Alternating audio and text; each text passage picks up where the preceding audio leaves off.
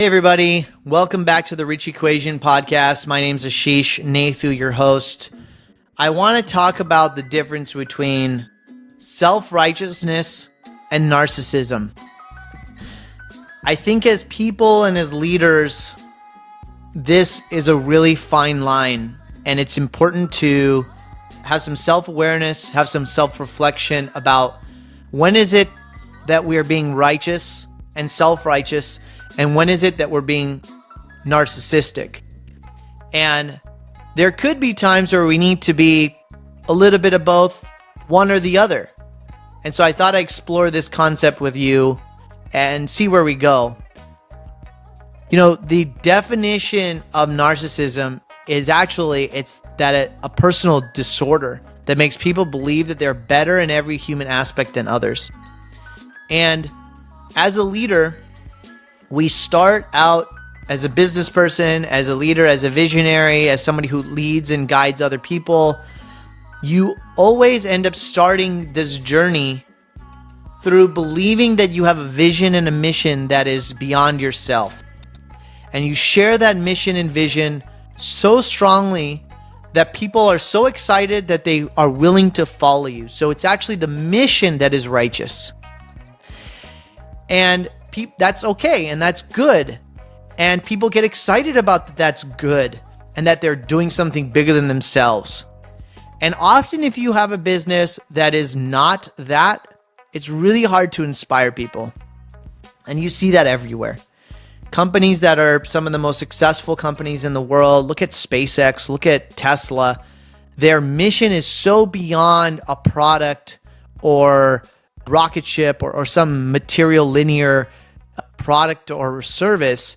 It's about changing humanity. It's about making the world more sustainable. It's about making people's lives better or more efficient or happier or whatever. When it's something that is good or bigger than yourself, it's really easy to fall in love and get excited and follow somebody.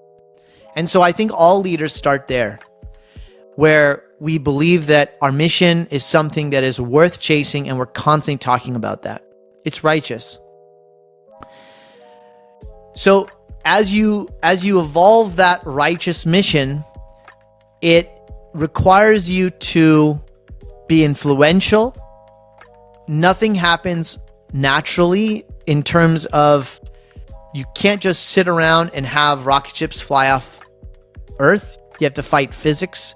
You have to fight things and the worldly situations. You have to sell products to customers. You have to get out there and do things which you are selling and pushing that righteous mission out there in the world, and you're trying to convince people to do things. And in order to convince people, you have to believe that you're right by definition. You have to convince people that what you're saying and what you're doing is right.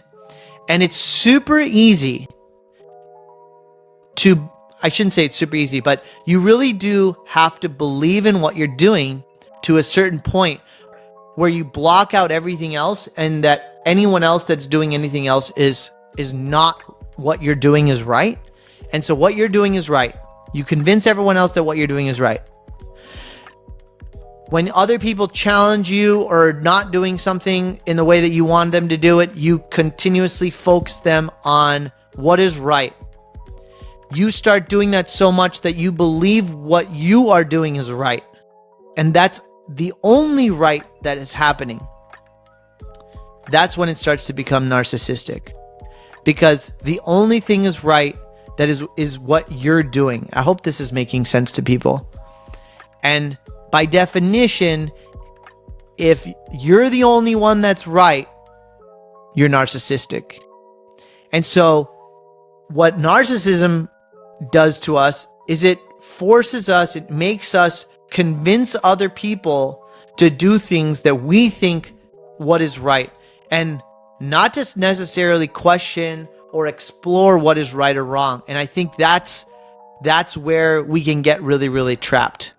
I think you see it in corruption. You see it in people that are committing fraud. You see it in leaders that have lost their way, where they forget what they are doing that is righteous, and they cross over this fine line of narcissism. Now, When do I think is it okay to be narcissistic?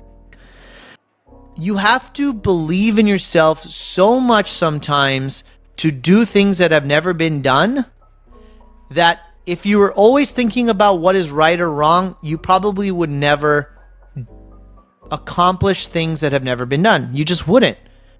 You have to believe in yourself in a way that you're the only one who can accomplish this. And there's this narcissistic characteristic in our entrepreneurs that there's a certain amount that's healthy. People may not like that, but it's true.